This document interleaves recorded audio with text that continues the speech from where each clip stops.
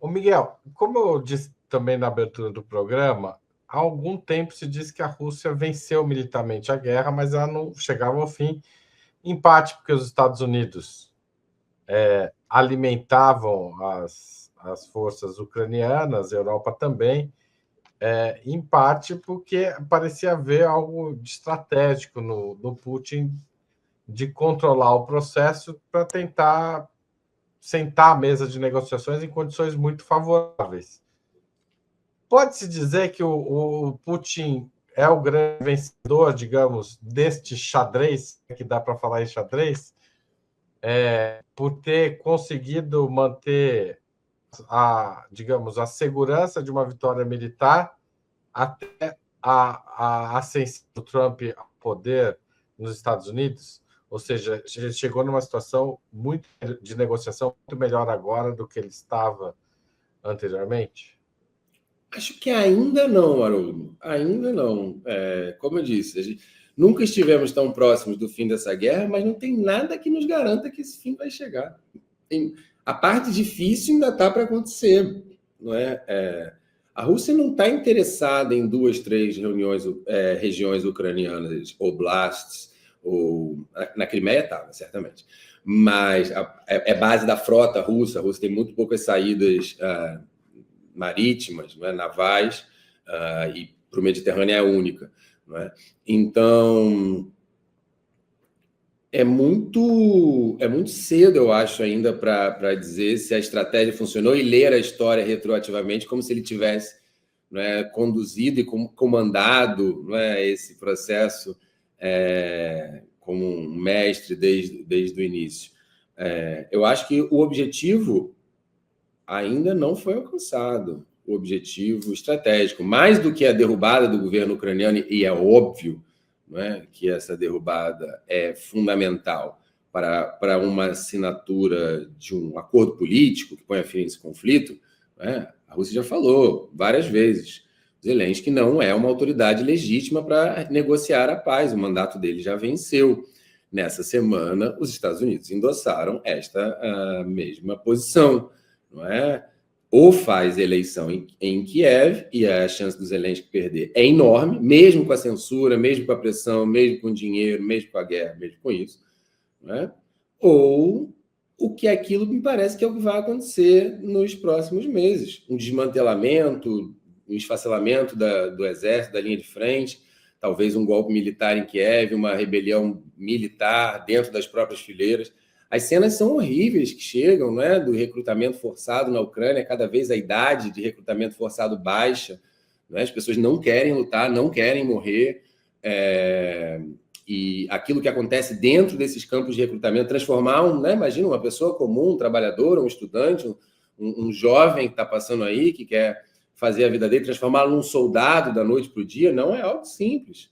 Não é? E, então, o nível de violência que está acontecendo dentro das próprias unidades militares ucranianas, a dependência de mercenários externos, né, muito grande. Tudo isso, como Maquiavel nos ensinou, é a receita para que o príncipe não permaneça no poder.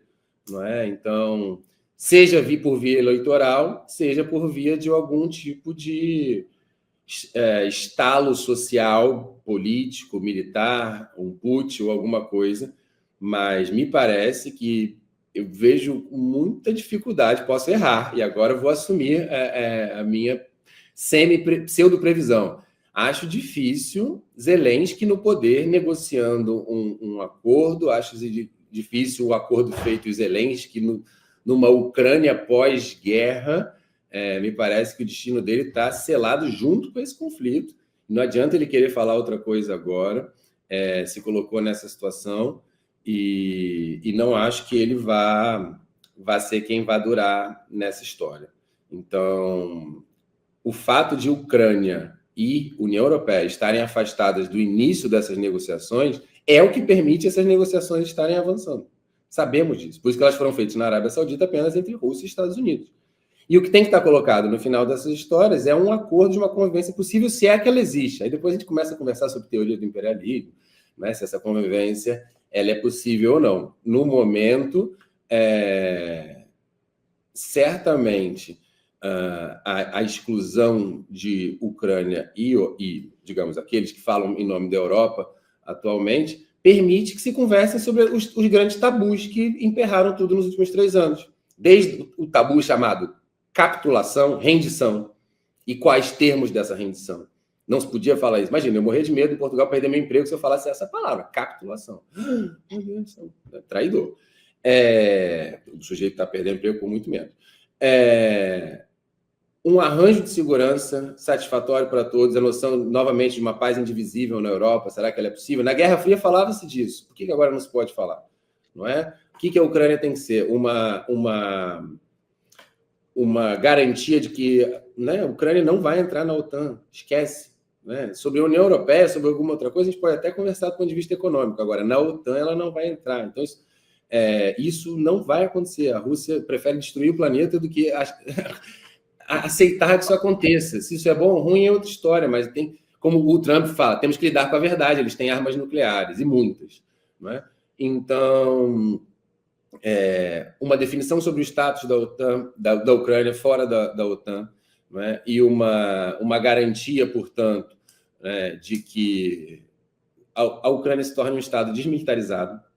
A Rússia não vai aceitar que exista um exército ucraniano, muito menos um exército superpotente, inflado, calibrado, cheio de armas perigosíssimas, de mísseis de longo alcance, de uma força aérea potente, de tanques de última geração e por aí vai. Isso não vai acontecer. Esse exército terá que ser desmobilizado também. Não é? Essas armas vão ter que ser retiradas da Ucrânia. Então, a Ucrânia não vai virar um centro de lançamento, não é? de mísseis e de outros armamentos que possam ameaçar a Rússia. Só que esses termos são inaceitáveis para quem ainda comanda a política europeia e para quem comanda a política ucraniana. Se isso tudo acontecer, me parece que a gente consegue chegar num fim desse conflito, mas isso vai implicar uma mudança, não é? Naquilo que foram os últimos 3 anos, monumental, de 180 graus, em termos de discurso, postura, e aqueles que defenderam a postura contrária não vão poder estar no poder nem em Kiev, e me parece nem em Bruxelas, nem em Berlim, e possivelmente também não em Paris.